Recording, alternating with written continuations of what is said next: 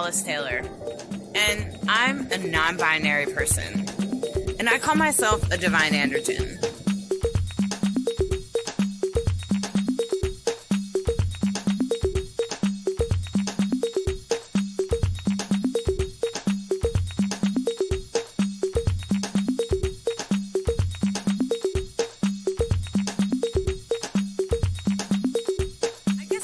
Be like saying that you're a monk or a practitioner of magic or something like that. Maybe it depends on what path you walk. See, one of the things I noticed as I started to come out and started to identify as non-binary, I started to realize that there was no spiritual path for people like me. Like, I mean, there were some things like indigenous people, but I don't want to culturally appropriate. I didn't grow up on a reservation. And I think Two-Spirit is great, and I want them to keep it. And I felt like I had to define my own path, because I didn't have a huge background in these things. And so I started to explore things. And, of course, some religions shame us, right? And then there's some religions that don't even include us, like Wicca. I went to many rituals, and never, not once, did they mention someone that was both or neither gender or god or goddess. Unless you asked, and then they would often have a goddess or something. But there was no language for it. And so as I started my own spiritual path, my own path of holistic learning, I learned that I really needed a spiritual path in order to be who I was. Like, I felt like it was part of humanity. It was part of being a human. And I needed to be celebrated in my spiritual path. I needed to be seen, and I didn't want any of the shame. So that's not for me. That's theirs. And so as I started to unfold, I started to realize that I had my own path, and each one of us actually do. You do. Everybody does. Has their own spiritual path that they're to unlock. Your authenticity is in your heart, just like it was in mine. There were some things I had to go through to unlock those keys, to get closer to who I really was inside. Because all of us are divine conscious beings, and you have to work through some weird stuff sometimes, like cultural norms, and gender roles, and gosh, mental health and the crap your parents programmed in there. Sometimes we have to unfold that out. And when we do, we get to an authentic surface, an authentic person when we move through those surface things. And when we find our authenticity, we can go deeper. We can love deeper. We can love ourselves deeper. We can love other people deeper. And we can enjoy our life fuller and more, and feel more complete by the time it comes time to, end, because we all die. None of us get out of alive. So just consider, as you start to identify and find your gender is not something that was given, that is not something that was assigned to you when you were born. As you start to realize your gender expression, no matter what it is, I'm talking to the drag queens, the drag kings, the gay guys, transgender people, non-binary people, gender-neutral people, all of us, we're all here for a reason. The divine sent us here. We're all here to define our own path. Make it what it is. Follow that part of you that doesn't follow the rules. The part of you that doesn't do what other people are doing. Because that part of you will lead you to the path you need to be on. And you will manifest the beautiful things that the world desperately needs. All of us are where we need you. We need you to step up and bring your most beautiful light to the world. And I hope that that's what this book does. That my book, Divine Androgen, A Sacred Path for Gender Variant People, and this channel will inspire you to find out who you are and open it up to the world and deliver it. As if we were all waiting for it. But we didn't know what we were waiting for exactly. Show us what that is.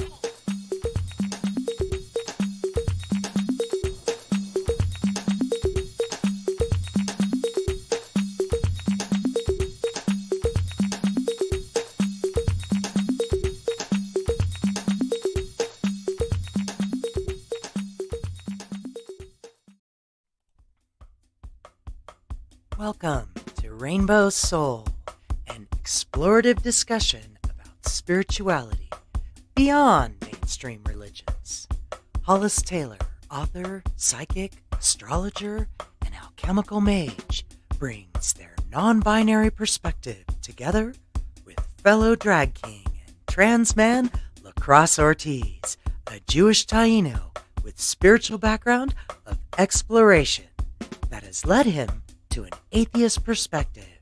Join these guys as they explore deep and difficult topics, all related to spirituality, offering a queer perspective, an exploration of interesting topics, and engaging guests to help explore conversations for the Rainbow Soul.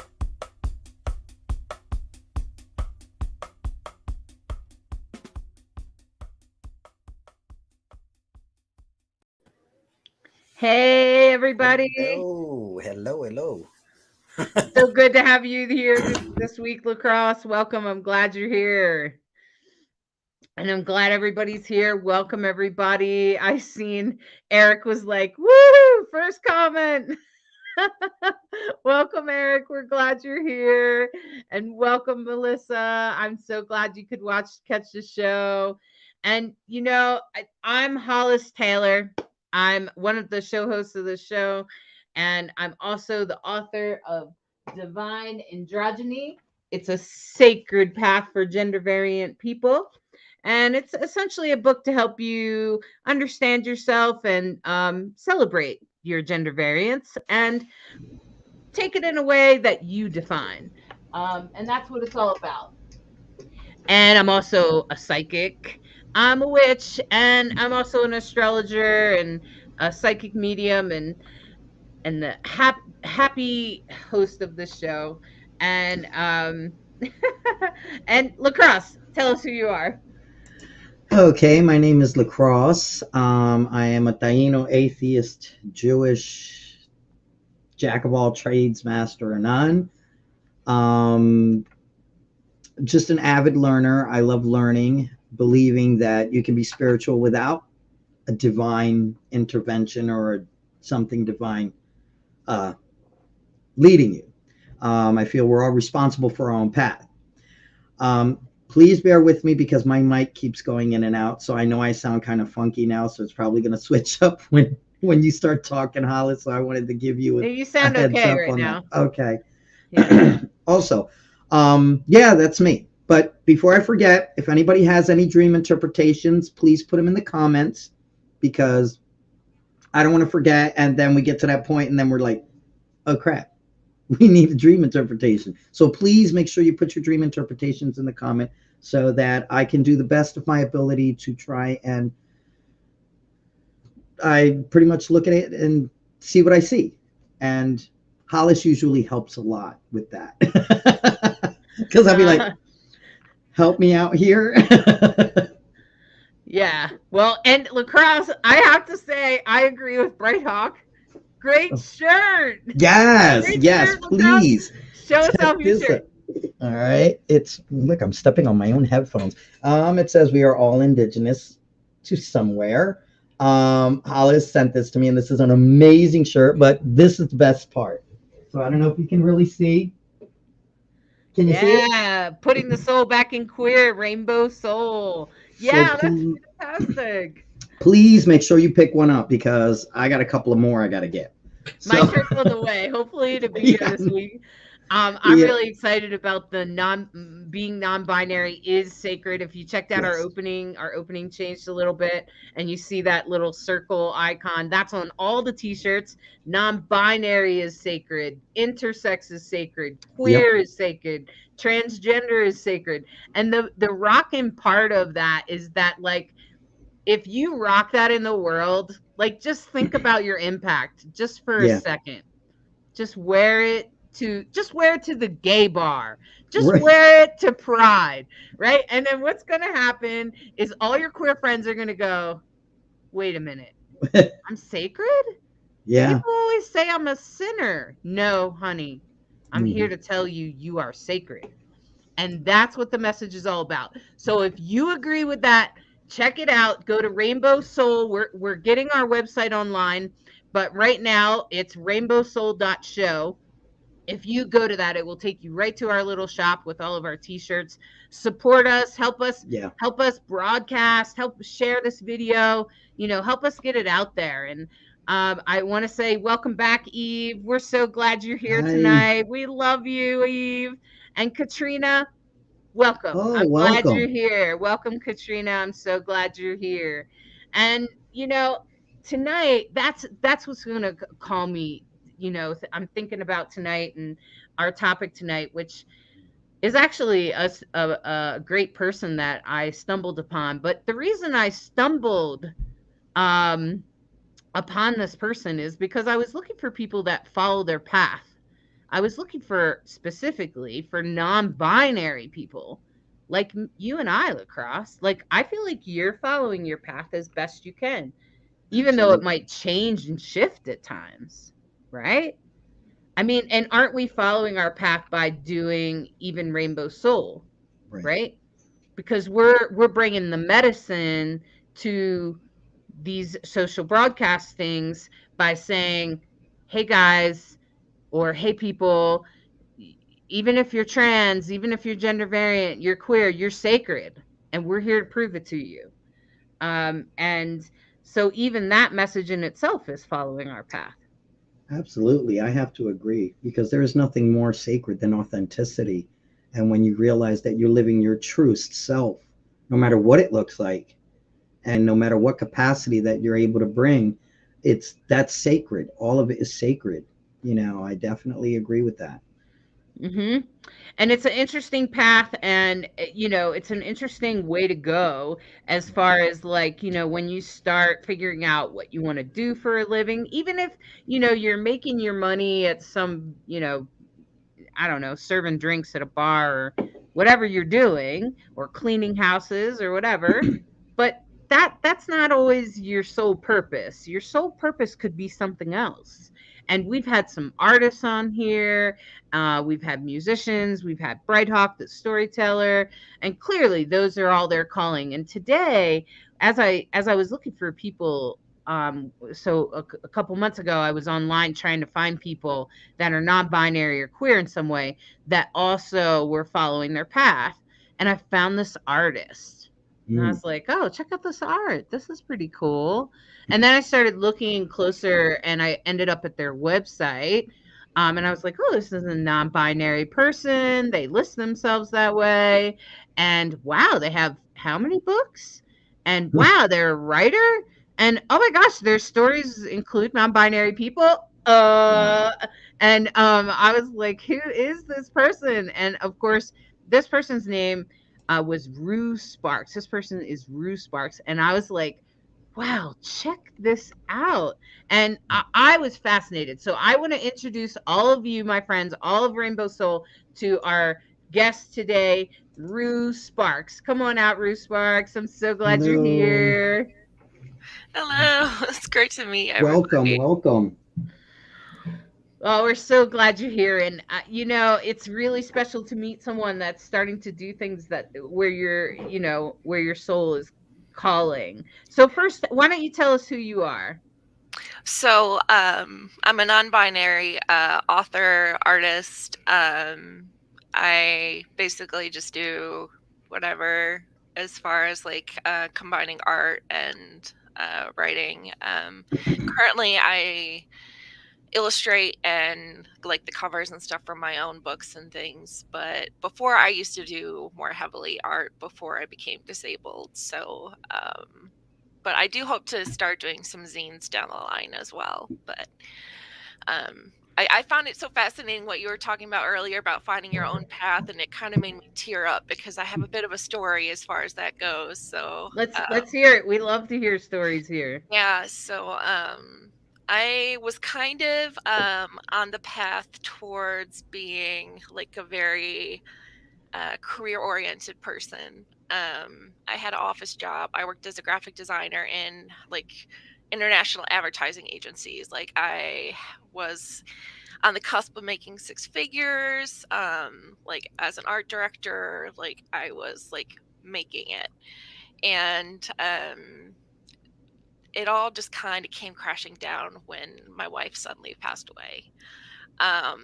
And everything in my life just changed after that. She was she wasn't just like my wife, like she was like everything to me. Like we were high school sweethearts, so we had been together for 14 years, and I was a preacher's kid, so you can imagine, like, when I came out as a kid, like, how difficult it was. So there were so many years where it was just, like, us together was, like, what we had. So losing that foundation was, like, just earth-shattering.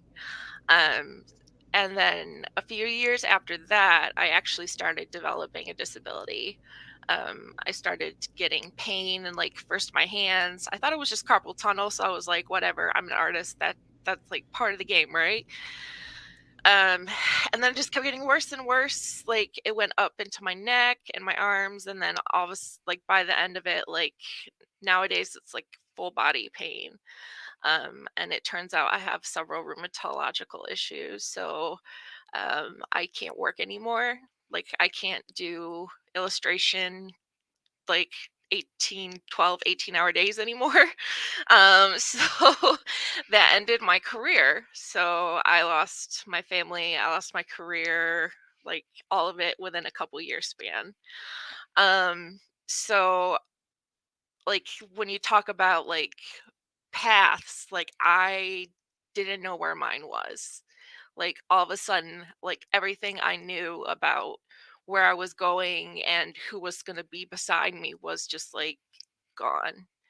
And that's kind of what I deal with when I write. Um, and ironically, well, maybe not ironically, but maybe like that's like fate was my wife was a writer. And through the years, like I learned a lot about writing from her. So when I tried to figure out a way I could express myself that wasn't as much drawing because I couldn't do it anymore, I thought of writing. So I started doing that. Like I learned a lot from her through the years. Like she would always be like, "Come over here, edit this for me." Or what do you think of this and that? So it's like through osmosis I learned quite a bit from her over like 14 years of reading her stuff and hearing her talk about this, and this person doesn't know what an adjective is. So you learn quite a bit through osmosis. And I first started doing poetry, and then I tried short stories, and it just kind of snowballed from there. So it's like she kind of gave me what I needed to write through the pain that was caused by her not being there. So it's kind of beautiful and tragic in a way. So like as far as like finding your path, that really resonated with me, because it becomes difficult sometimes, even like knowing that, to like um even with like the stars aligning and things like that, you still doubt yourself. Like there's still like, am I doing the right thing? Like I still wonder a lot. Like I'm working on finishing the Fable of Wren, which is the book coming out at the end of the month. I'm just doing some formatting, and I still question, am I doing the right thing? This book is really personal. Like, are people going to like it? Or is this like going too far? So, it is one of those things where I kind of just have to believe that there's a reason I felt the need to write it, and that it'll work out in some way at the end. But yeah, but the just the path thing really resonated with me. So That's really beautiful. I really appreciate your story. And the first thing that comes to mind is that even though you are facing this physical challenge, you shifted gears and said, okay, I can't do that anymore, so I'm going to do this. yeah. And that in itself, like I've worked with a lot of people that are disabled in one way or another. And every time that's the lesson that they have to learn, is that although the gift that they had before, however it presented itself, may not be the one they're offering anymore, now they have to offer something else. Usually, almost always, that is true. So that's a really special, I just want to let you know that that's a very special message. Yeah. I might send some people as I'm talking to them, some of my handicapped friends, some of my disabled friends, I'm gonna be like, you gotta check out Rue Sparks, because I Yeah. hear you. And I'm to the point now where I'm receiving treatment for my illnesses, so I do have a little bit more capability as far as like doing a little bit more art. I have to be super careful about the frequency and how long I work on it, because I can put myself into a flare up. So like doing book covers once in a while is no big deal. Doing like some art once in a while is no big deal, but I have to be super careful as far as like like I can't do it like 10 hours a day or 8 hours a day like I used to be. So it's but it's still nice to get some of it back. That's been fantastic, and I'm so thankful for my doctors for that. But yeah, it was really rough that first year or so, when it was just like, I remember some nights where before I started writing, like I would just be pacing the room all night because I couldn't sleep. I was in so much pain, and it's like and it is true. Like you have to pivot, like, and creativity has always been like super important to me because it's how I know how to process things. Like it's how I know how to process like things traumas that have happened to me. And the way I lost my wife was traumatic for me, the way it went down. So I actually have gone through some art therapy recently, which has been fantastic. It's kind of like something I was already doing, which was, I found out after that, I was like, oh, I'm already kind of doing this, but okay. But it's just been like, I can't, the way I describe it is I can't approach trauma and like things like that head on. I have to kind of go around it, go the back door. And that's what creativity, like writing and art, has always been for me. So when I lost art, I was just like floundering for a while. So that was what writing was for me when I can found imagine. Yeah, I can imagine. Eve, who shares, they can't hear. So this is Eve. And Eve says, have you considered doing adaptive art as a form of self-expression? So that's interesting. I don't know if you know what that is. Do you know what that is? Don't know. Yeah, I'm betting I happen to know that Eve is really talented in being able to paint with their feet. Oh, really? Yeah, so I'm wondering if that's what adaptive art. Eve, let us know if that's what you're talking about. So here they said one question would having a tool that would allow you to paint or draw without having to grip the brush or pencil or pen help you? It depends. So the way I have like neck issues, and I have RA, so it's like it's not just my hands, but my hands get the brunt of it because I've used it so often.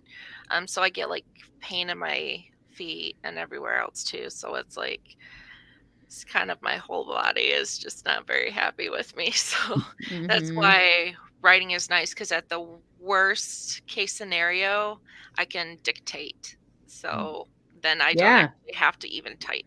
So Right. That's beautiful. And the way that I also was fascinated at, I think it was The Stars Will Guide Us Back, because you know that the title of that book was automatically like, what? Because I'm an astrologer. So oh yeah, absolutely. So immediately it sparked my my interest, and then I was like, oh, and I seen that you wrote stories about non-binary people. Yes. So The Stars Will Guide Us Back has a lot of queer perspectives in it. And actually, the Fable of Wren, which is the book that's coming out at the end of the month, the main character is non-binary. So yeah, I try to include as many different perspectives as possible, especially as far as like queerness, because I just don't think we're getting enough different perspectives, and that's something that I personally can speak on. So Right. I kind of agree with you. I appreciate that. I appreciate that Lacrosse here, you know, he's a trans man, and he's out about it, and that he can also see how I could be a non-binary trans man, and that a trans man doesn't always mean that I took hormones, had surgeries, and that's how I got there. That there's also some other perspectives available for all of us, right? You know, like, and for me, I transitioned I lost 100 pounds. I cut my hair. I changed my name. I changed the way I presented to the world. I changed the way I did things. And now my body is changing, whether I like it or not. My hormones are going to androgynous, and that's it. I'm going to be an andro here very soon, as my hormones stop cycling and I just end up and menopausal, if that's what you want to call it. I'll just give people a word for it. That's androgynous. That's androgyny.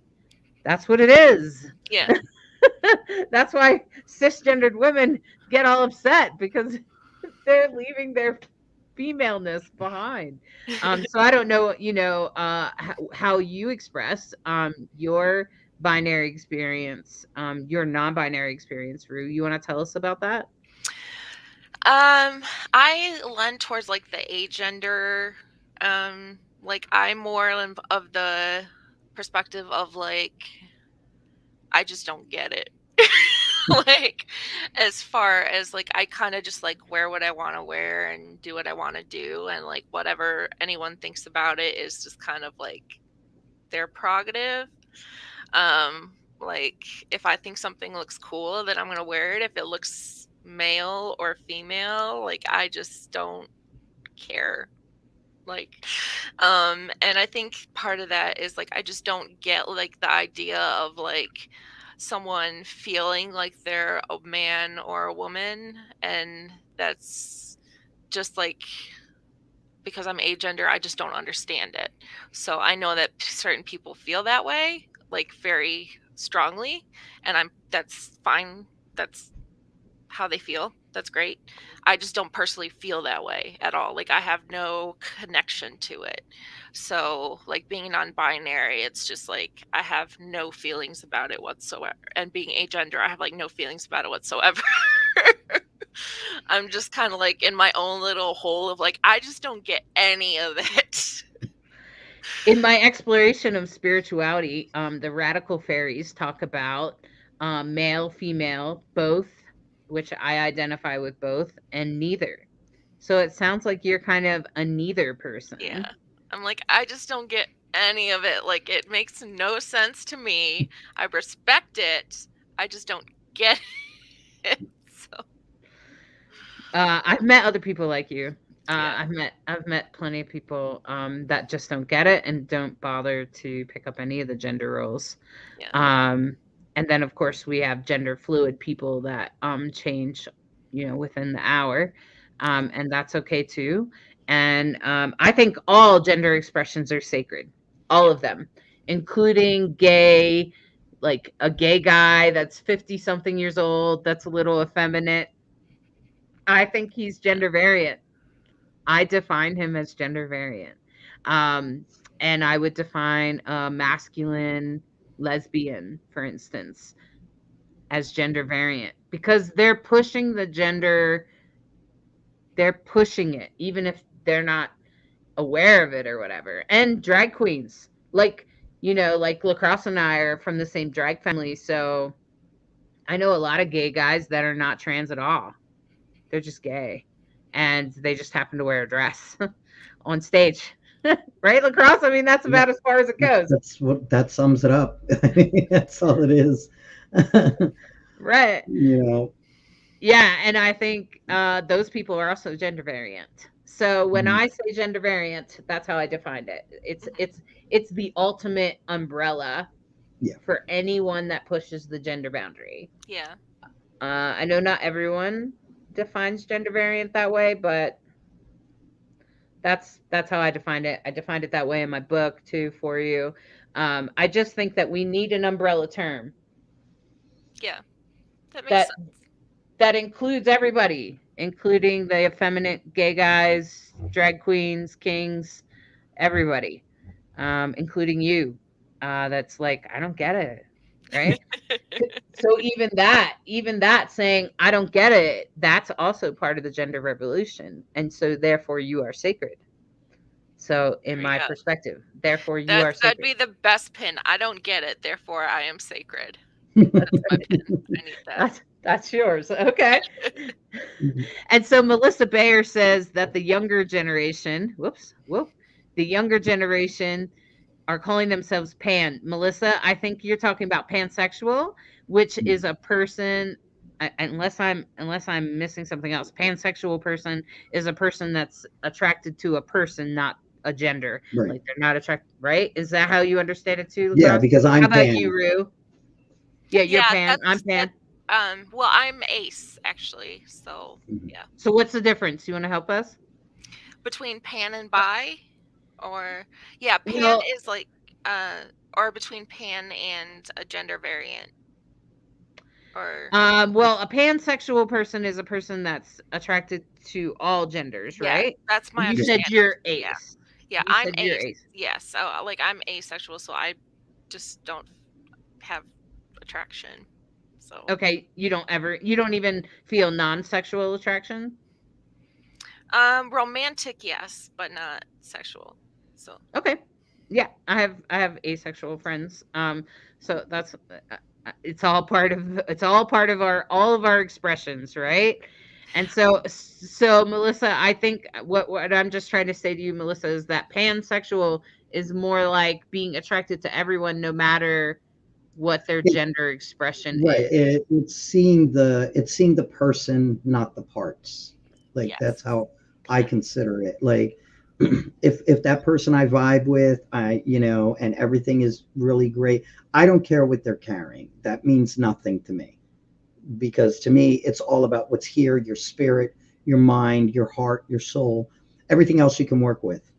There's always something you can work with. So it's like, if I don't see that part being a struggle, you know Hmm. so And then Rue, as an asexual person, you don't find yourself sexually attracted to people, but you're romantically attracted to people. And I Yeah. think there's a name for that. If you don't experience that, you're aromantic. So there's the two types of attraction. There's the romantic and then there's sexual. So you could be aromantic or asexual or both or one or the other. Yeah. Yeah, so many different expressions. I am okay with all the different labels. I know for some people it drives them a little cuckoo. For me, it's okay. I'm I just think like, it's okay. I think it's one of those things where a lot of us like can understand the concepts, but we haven't really had labels for it before. So sometimes, and the labels do evolve. So I think that's where some people get frustrated, but it's like, it's just the evolution of progress. That's just how it works. So Yeah, it's just tough to keep up sometimes. it can be. true. It can be. It. Yeah. I'll tell you. Even my book, I had to write for the second edition that's about to come out. I had to write like a honoring that language has changed. Yeah. Yeah. Just in the time of publishing this book, that the gender revolution has changed. Like we used to say, I'm a male-bodied person or I'm a female-bodied person, and now we don't say that anymore. And even that has become like, oh, okay, oops. So, I just hope that people will understand that if they read the book and the language is a little out of date. I want to bring you up to date with Eve said. Adaptive art uses whatever is working at the moment with a variety of mediums and modalities that work for the artist at that time. I have couple tunnels, CP. and various other health issues, including some shoulder issues.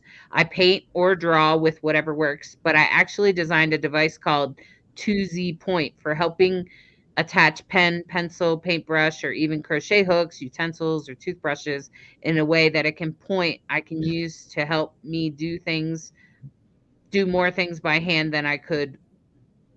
So I'm sure that they will finish that later Huh, on. But that's that's interesting. pretty. Yeah, that's awesome. I'll have to look into that. For Yeah, you should I mean, definitely hook up especially with as me.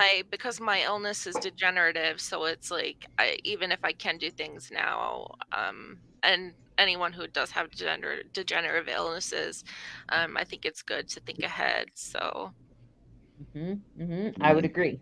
hmm So, why don't you tell us a little bit about you have a new book coming out, right? I just want to yeah. remind the community, everybody that's watching, if you have a dream that you want interpreted, put it in the chat so that Lacrosse can take a look and interpret it for you. Go ahead, Rue. Tell us about your new book. So the book is called The Fable of Wren. Um, and it takes place kind of in the South. It's not given like a very specific area, but it's in a small town. I call it like a quiet mystery. It's not really cozy. It's not really a thriller. It's the mystery is more like the blueprint, and what the book is really about is grief and loss and the experience of trauma. The main character is non-binary. They basically they lose their father figure, like their only family, and they through the book they kind of have to learn how to deal with that trauma and how to reconnect with the world they don't recognize anymore. um, and so they lose their father figure, and then in conjunction with that, a family friend who they had just begun to kind of connect with as like a new relationship is found dead in the woods. So that's where the mystery part comes in. Like they're like, is this a murder? Was this an accident? What happened? um so there's two deaths that they're trying to deal with, a new connection and an old connection, and of course an outsider who comes in who is a complete cinnamon roll, that kind of pushes their bounds of like they're kind of this really ornery 18-year old who's like an old man in an 18-year-old non-binary body. Like they're just like this really like very they're kind of moody. Like a moody teenager who doesn't want to like talk to anybody. Um so it has like very strong characters is one of the things that I really focused on, but also the experience of trauma and grief and loss and working through that on a personal level. And the books that I've written three. Daylight Chasers is a novella, and that was the first book I released, and I would describe that as um my very first exploration of loss, like from the initial feeling of like being right there when it happens. And then the Fable of Wren is like picking up the pieces. So, and then the stars is kind of like hope. So, it's a little out of order, but like it would be like Daily Chasers, Fable of Wren, Stars if you wanted to read them in a cohesive order, even though they're not related. So, yeah. So the Fable of Wren's the one that's coming out. It's a non-binary led mystery. So I'm really excited for it, but I'm also really nervous because it's a super personal book. It just goes into a lot of like questions of like um how do you deal with grief when there's no one to blame? How do you deal with this loss where there's no rhyme or reason to it, or like um when you've lost all connection to people around you and you don't know how to connect with the world anymore. So it's a little like heartstrings reaching. Oh, and through the book, kind of the speculative spiritual aspect. Through the book, the non-binary character Wren, that's their name, hence the name of the book, The Fable of Wren. Um, they are met in their dreams by their uncle Jeremy, who was the one who passed away. So there's dream sequences through the book of their uncle Jeremy coming to them. So That's beautiful, because we talk a little bit about dreams here, don't we, Lacrosse? Like, Yeah. Lacrosse, tell us a little bit about what you think about dreams. Dream interpretation, I always believe it's your processing. What we can't process on a day to day, we process, like if it's too much, like it's overload, it just kind of comes in the dream. And then at that point you start picking apart the what the significance is. I do believe once, I think it's very rare that they're perfect. I'm not going to say they're not, but it's rare that you can kind of see into the future. But I think most of it is just you and just your way of processing everything, because we don't always want to deal with it all the time. When you think about life on a day to day, I got to go to work, I got to do this, I got to do that, and sometimes something as like a traumatic event may have happened, you suppress it, and in suppressing it, it comes out in other ways. So I think dreaming is a way of just handling it and dealing with it, and processing it the best that we can. So that's pretty much what I think dreaming does. I think that's pretty cool, Rue, that you have dreams, that you have Wren dreaming, and that they're kind of processing their experience, right? yeah, and it's the dreams become almost prophetic to what happens in the book. Okay. And I'm not going to give away the twist at the end, but they become important. So, yeah. That's special. That's good. Yeah, that sounds like fun. I'm excited. And I think as a non-binary person and as a queer person, I want to buy books of my queer friends. Yeah. Like, I want to buy books written by queer people. I want to watch shows by queer people. I want my money. They say you in this country anyway, and in most countries around the world right now, we vote with our dollar, with our money, whatever your money is, whether it's $1 or some other type of coin, doesn't matter. You're voting with it. When you use it, you're voting. That's your form of voting. And I really think that that's why it's super important for us to support queer people of all kinds. So, instead of wearing a t-shirt that says Nike, wear a t-shirt, wear a t-shirt that says Rainbow Soul, right? Or says Rue Sparks, or buy Rue Sparks book, instead of buying some crazy novel written by somebody you don't know. It's just, in my opinion, I like every dollar to count, and I love doing that kind of thing. So now I want to read your story. Yeah. So Rue, can we find it on Amazon? Yes. So it's on Amazon. It's on pre-order for the ebook.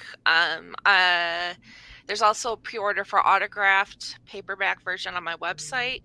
There will be paperback versions that are non-autographed that you could just get through Amazon, Barnes and Noble, all of that jazz. But yeah, you can pre-order the ebook on Kobo, Barnes & Noble, Amazon, what have you. But if you order the autographed version, it also comes with 2 art prints. So, yeah. As far as I'm concerned, nice. Okay, let me just say, friends, that if you order an autographed book, the person who wrote that book, who's autographing it and selling it to you, typically we make a few more dollars. And so if you really want to support the artist, that's how to do it. Don't go find the cheapest one on Amazon, because usually we don't get a whole lot of that, but we're glad to at least make a sale. But at the same time, typically, and Rue, we should talk about printers after this. The you can get your book printed and then sell it. If you sell it on your own thing, you get a couple more dollars.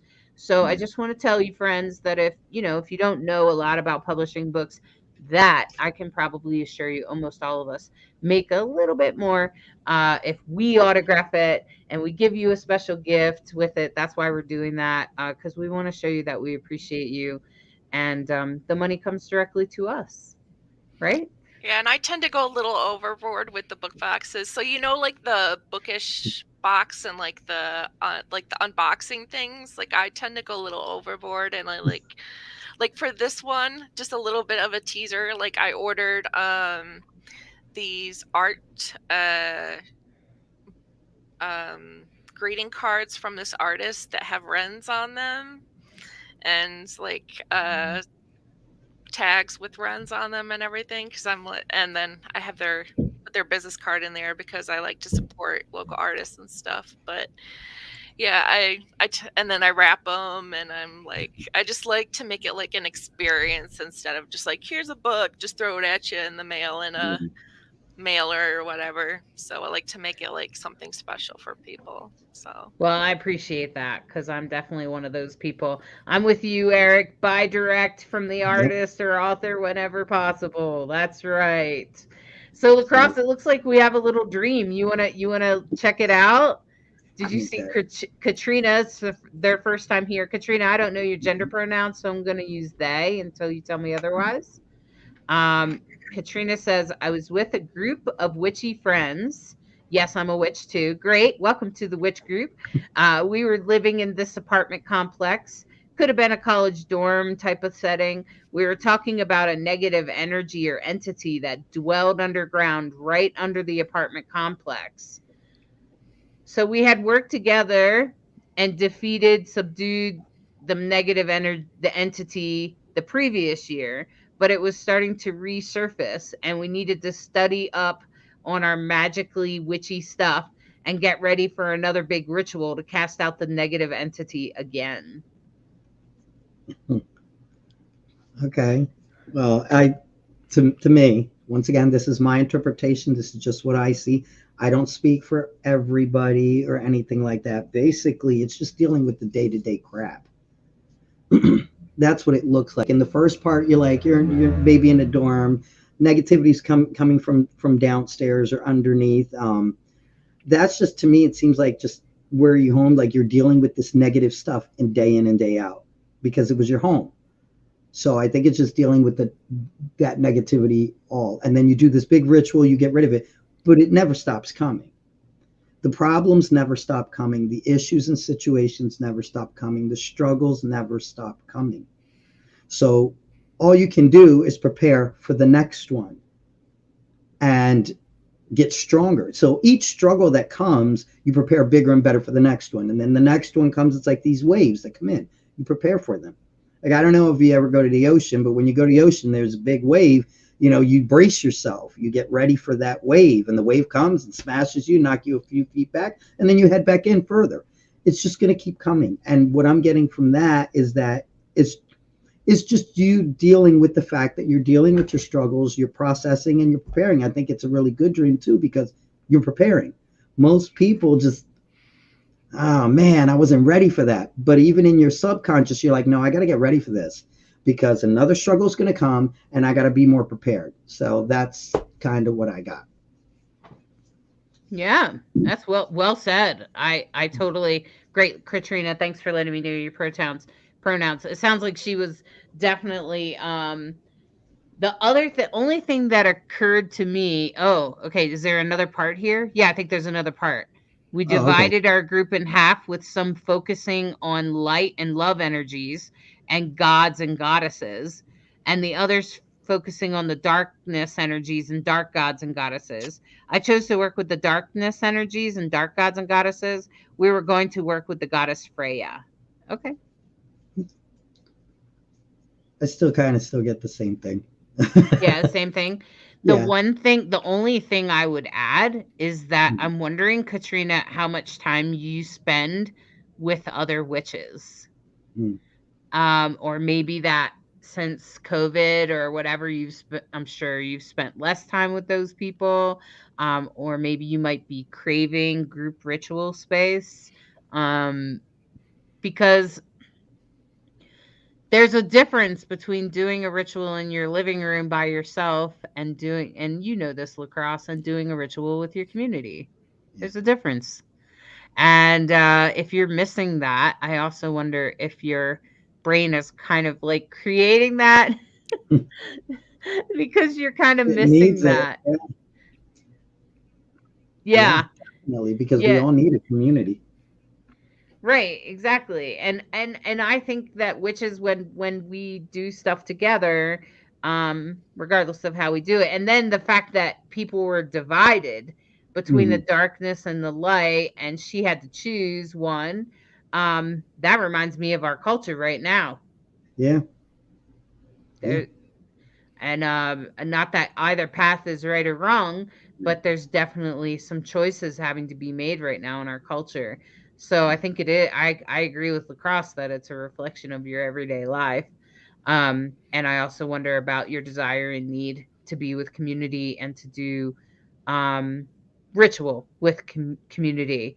So she says that's interesting. I've been pretty isolated, except going to work.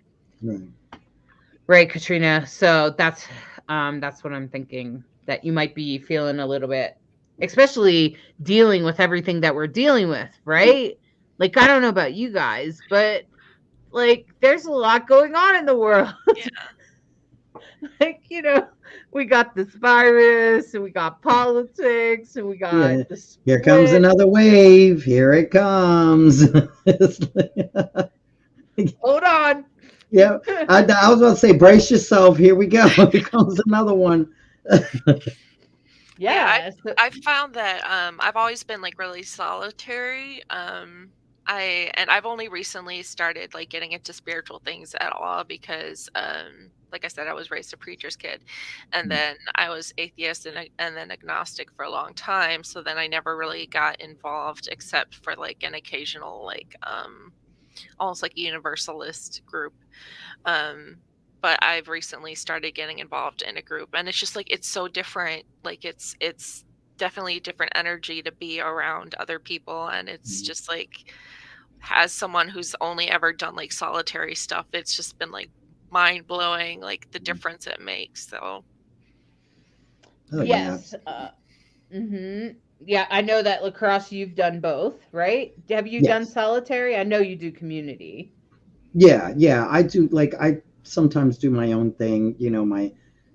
My path is mostly solitary. I mean, I'm a part of a tribe, and I'm Jewish. I mean, but then I'm atheist, so that can only go so far, But then, like I said, a lot of the stuff is just, it's me on my own because it's my journey. So, but it doesn't mean I don't go around people. I mean, I want to be around people because energy is energy, no matter which way you look at it. Energy is energy, and it's got to come from somewhere. So your community is where you get it from. But I do both. I thrive better alone. I don't thrive as well with community. And I've realized that some people just do. I have to literally set back, recharge, then go back in, because I can't do the whole too much at one time and too many people, because it's too many energies. And I'm like, now I'm feeling invaded. So, what's supposed to be something good, I'm feeling like, oh no, too much, Yeah, and that definitely happens, I think, to all of us at some point, but different people, I guess, have different thresholds for that. Yeah. For me, I was in a cult, and then I left community willingly, and was solitaire for a very long time.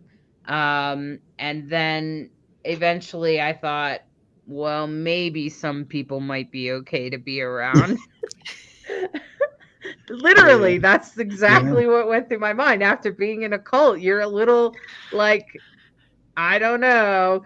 And I went back to other communities that were witch communities, but not that community that was considered more of a cult energy.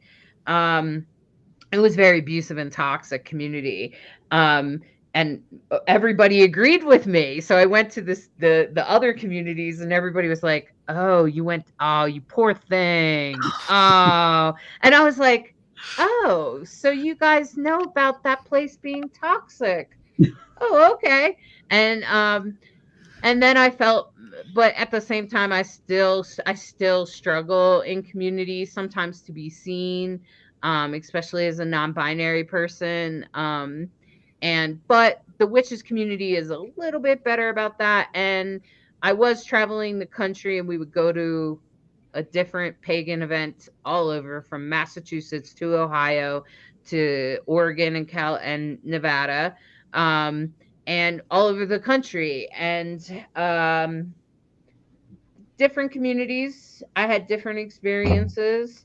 I definitely fit in different ways. I will say that the West was way more open to my non-binary expression, and my just the way I present myself, and even my witchcraft view. So I will say that although I do know what it's like to have a small group of friends and to work with energy together, and that in itself, and I still am doing that online. I have a group now called the Family of Fire. Anyone's welcome to join us. And we do fire circles twice a month Oh, online that's cool. on Zoom. So so we're still us witches, and we're still getting together. We're just not getting together to in person. So so I just want to let you know that, I, Katrina, if you're feeling isolated, reach out.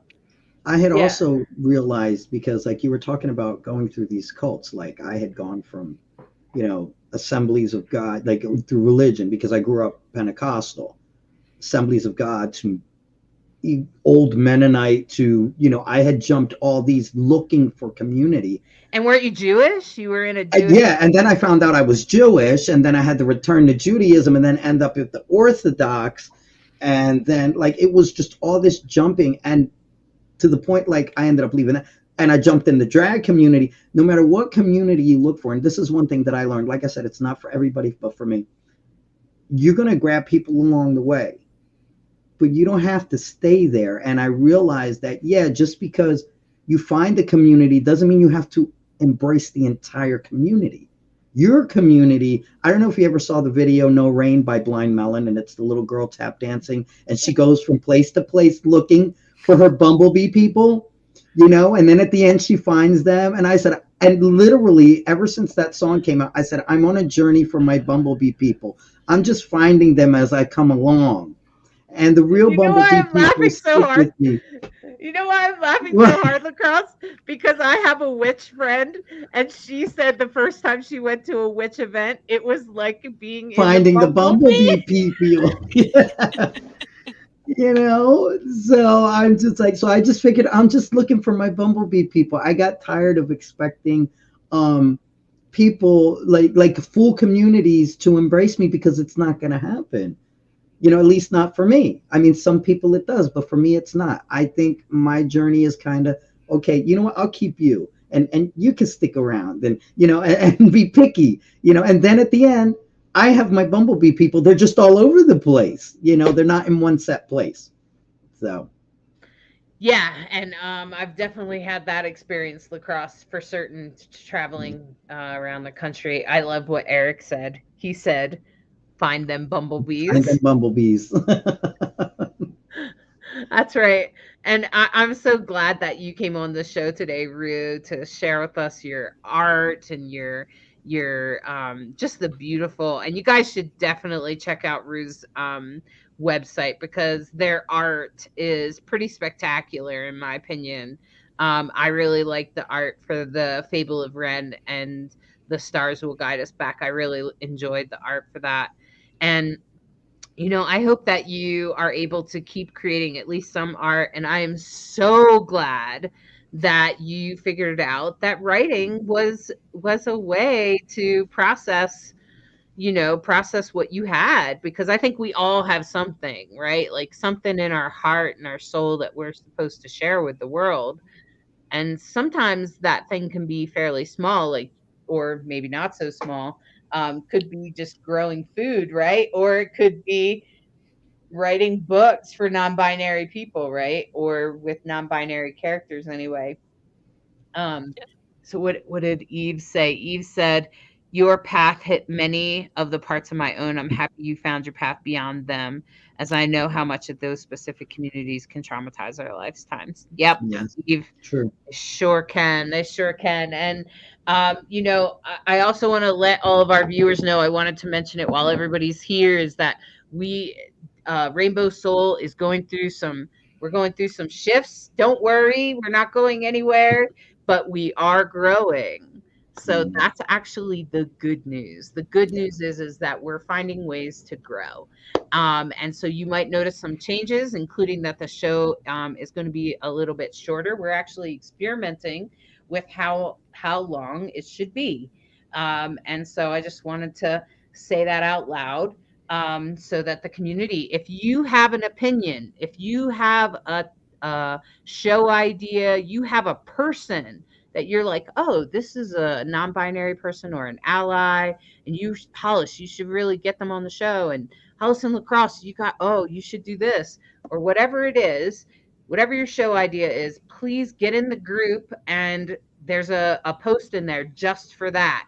And if you reply to that, we can get it done.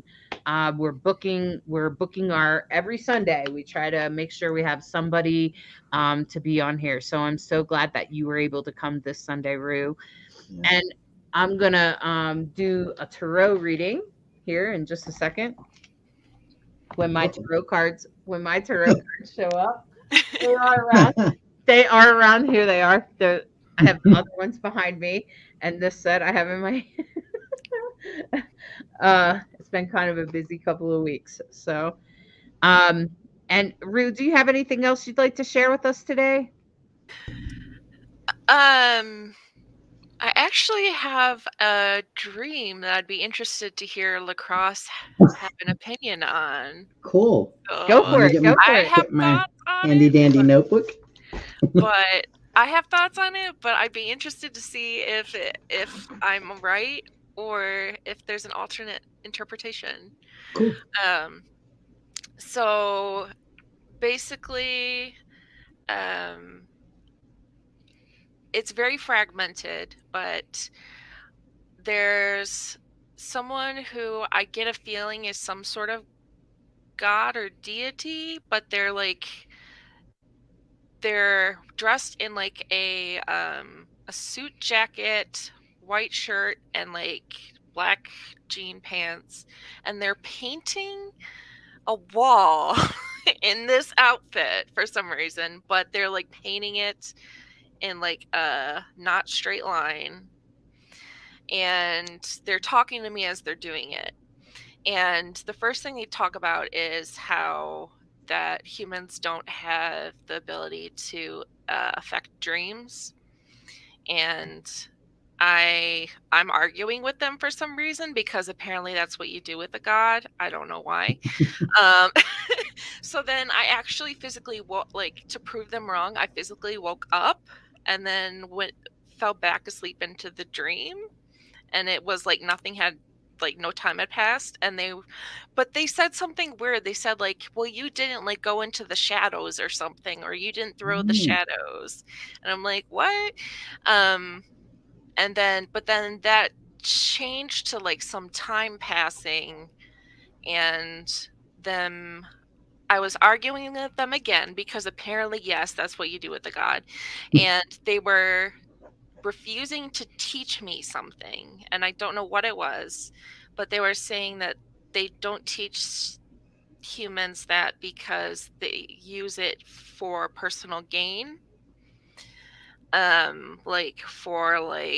to get fame or fortune or whatever. And I said something along the lines of like, well, you can't give me the one thing I want, and implying like you can't give me my wife back, kind of thing. And that was the end of the dream. Well, actually, there was like this moment of them like thinking, and then that was the end of the dream. And that's all I remember. So like, it was very strange, but it felt significant. I get weird dreams, but usually I can tell when something's important. Right. So I think I know what it means, but I'd be interested to hear what Lacrosse has to say about it. What I get from it, you're the supreme being.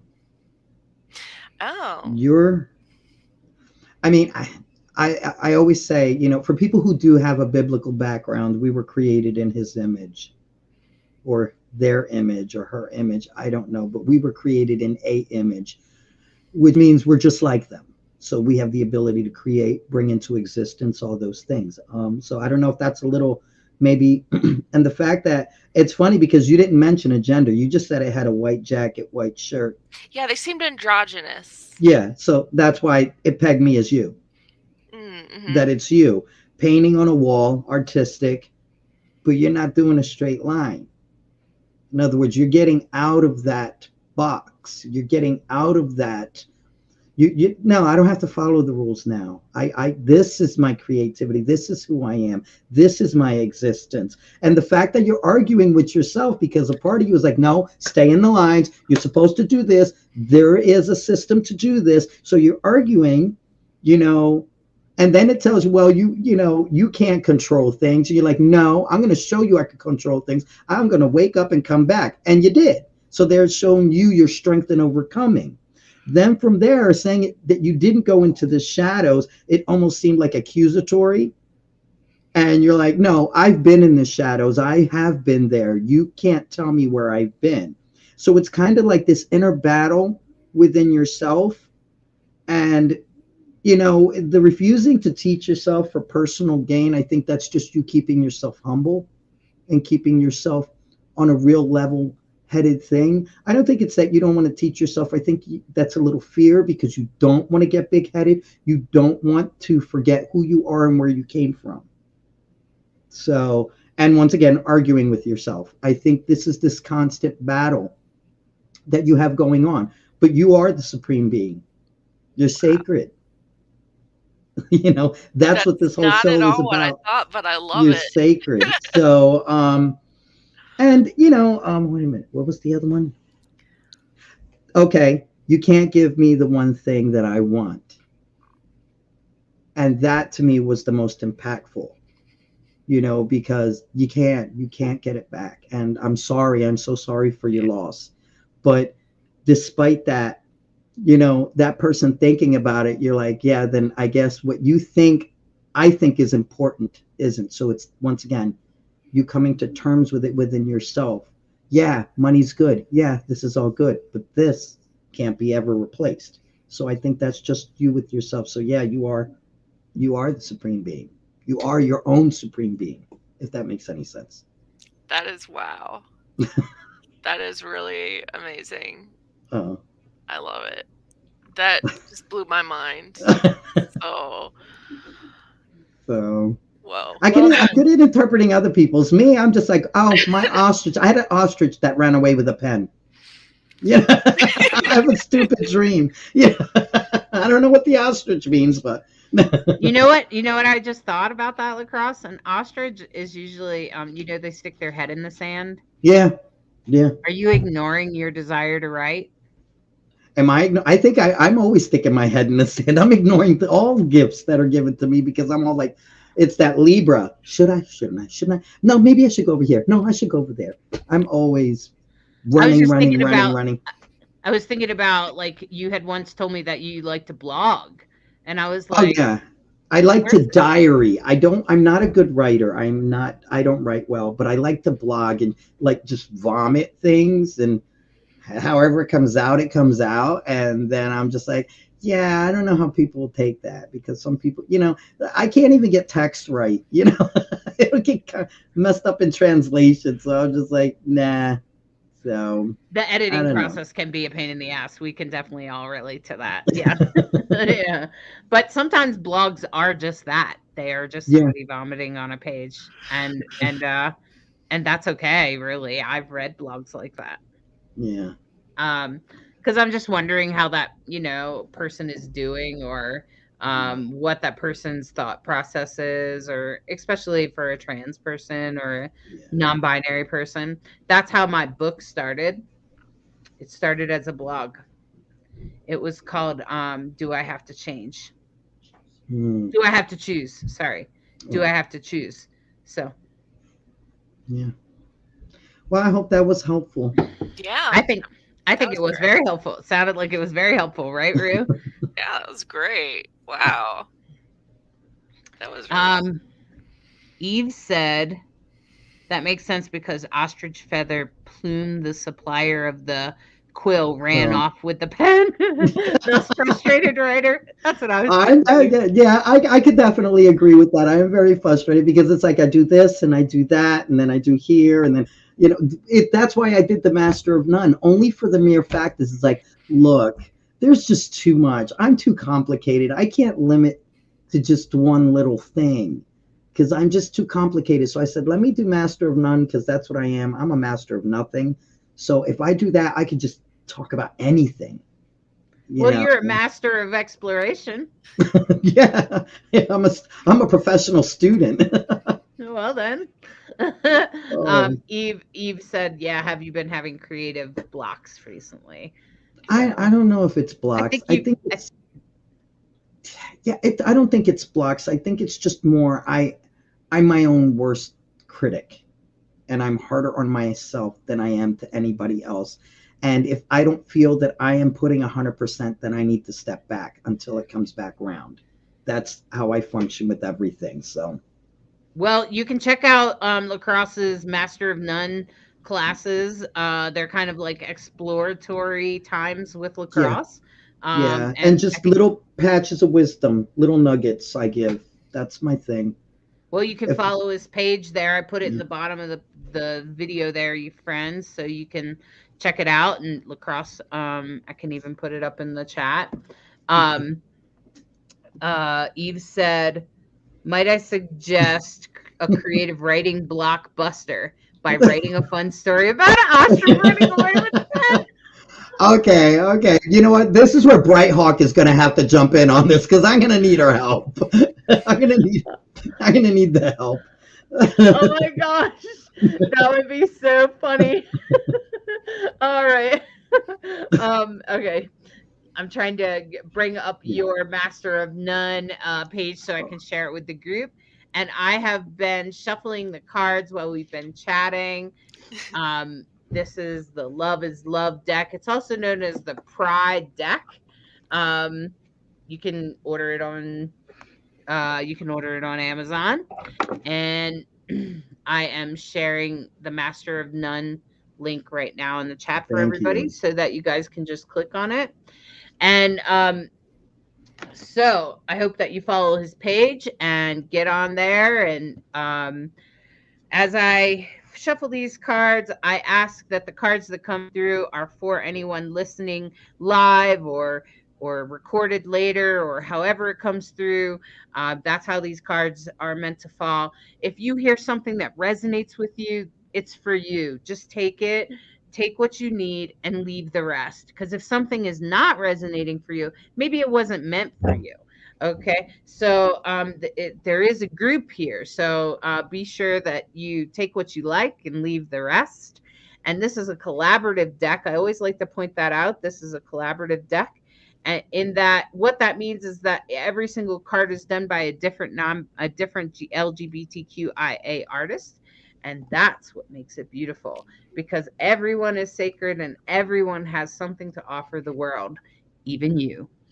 So I'm going to pull 3 cards here. And if there's an ostrich, I'm getting off. I'm wondering if there's an ostrich in this deck. I'm thinking, is there an ostrich in the deck? I don't know that there is. And anyway, the first card is actually this one, which is actually a lot about creativity and about your creative flow. And this is, you can see that this king is kind of underwater, and we'll use he pronouns for him since he looks fairly masculine. And he has a boat on his head, but it's a rainbow boat, right? With all the birds flying around, right? It's very much a ship on their head. And he's got all these fish down here. And I believe there's a fish down there. There's starfish, and it's a little bit of everything down there. And the beautiful and bubbles. The beautiful thing about this card is the King of Cups, and the beautiful thing about this card is it's all about creative flow, and that's what this is about. This is reminding us that every single one of us, even if you're feeling blocked right now, you can always try to follow some of Eve's suggestions or whatever suggestions you find to get yourself back in the flow, and that we all have the ability to be creative flow. And that's what this card is all about. It's about reminding you that you have creative flow and to bring it forward, because see that ship, it's got a lot of people on it, right? And it serves a lot of people. And that's why it's important, because it's rainbow, right? So we all need it because all the colors of the rainbow are there, right?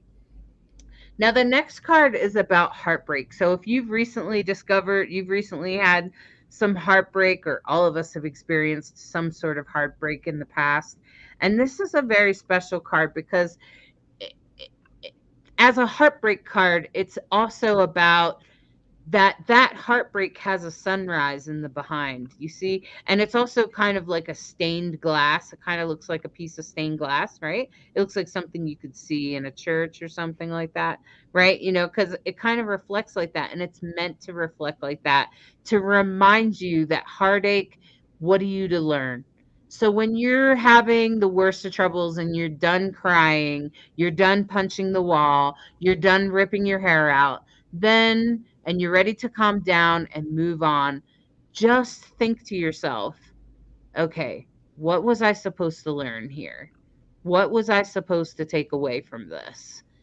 And that leads us to the next card, which is the Fool.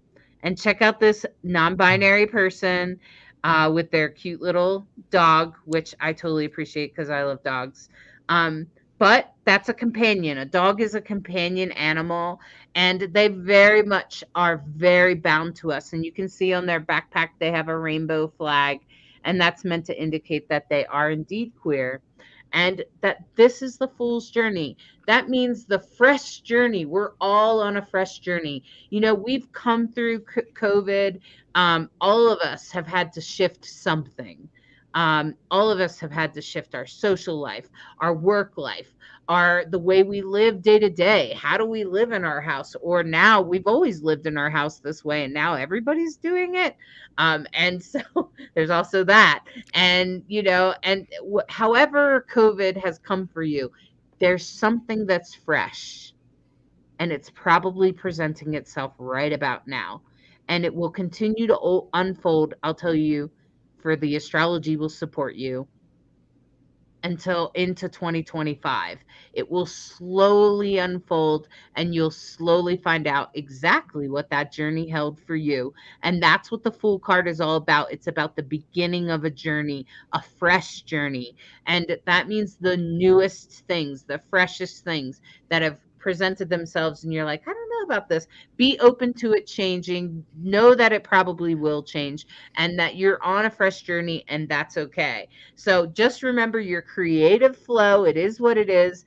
All the heartache we've experienced, all the stuff that's been hard for you to take personal and on a big community level, the virus, people dying, politics, all the crap, the separation of our community.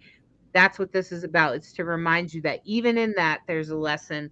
And as you move forward on your soul's path, it's okay to be a little foolish. It's okay to be fresh and to consider it all fresh and new, because that's what begins a journey. And take your dog with you, okay?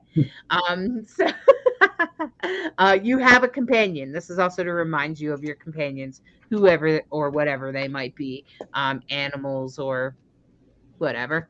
Some people have cats. I've met people with lizards. So I don't think it matters what your companion friend is, but it's always important. And so, friends, I just want to thank you for watching Rainbow Soul. Thank you for being here tonight. I want to thank you, Rue. Thank you. Thank you not only for being on the show, but thank you for making your art. And thank you for being out and saying, hey, I'm non binary. I don't get gender. So it doesn't make any difference to me. And by the way, here's my books and check it out. There's some non binary characters in there. And I'm just going to say thanks for doing that. Yeah. And the reason I'm saying thanks is because we need more of you in the world. We need more people in the world that are willing to create art, create books that represent us. We need to be seen in the world. And that's what's going to save the life of hundreds of thousands of transgender people and gender variant people that are dying every day. So to be seen is all we're really asking for. And that's what you do by creating that art. So thank you. Yes. And thank you, Lacrosse. Thank you, Lacrosse, for interpreting people's dreams and for bringing your great wisdom and your perspective and your energy to this show. We appreciate you and we love you just the way you are. And I want to say thank you to all the viewers out there, everybody watching, whether you're watching it live or you're watching it later. I just want to say thank you. Thank you for watching. Thank you for, hitting the little like and love button. Thank you for sharing it on your page. Thank you for subscribing no matter what, whatever platform you're on watching this. Regardless, thank you. Thank you, thank you, thank you. We truly and deeply appreciate you. We want your feedback. Please join the Rainbow Soul group and let us know what you think of things, what would be a great thing. Get a cool And t-shirt. I'm like, get get a yourself cool t-shirt. as we are developing our website, be sure to look into these t-shirts. You can see that Lacrosse has a t-shirt. There's a whole bunch of different designs. Check it out. It's rainbowsoul.show. We'll take you right to the little shopping, it's called Spring. They're helping us make t-shirts and stuff. So I just want to thank them. And the profits will come to Rainbow Soul and be invested in getting the word out there and spreading our show.